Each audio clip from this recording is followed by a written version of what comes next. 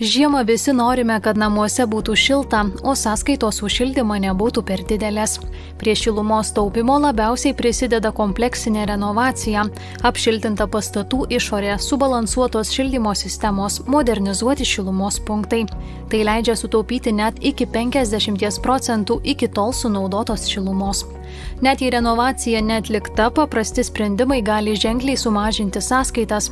Pavyzdžiui, šilumą išsaugoti padeda uždarytos laiptinių ir tambūrų durys, rūsių langeliai.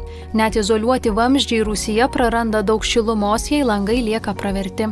Šilumą butuose galima paskirstyti efektyviau. Už radiatorių įrengti šilumą atspindintys ekranai gali pakelti patalpos temperatūrą 1 ar 2 laipsniais.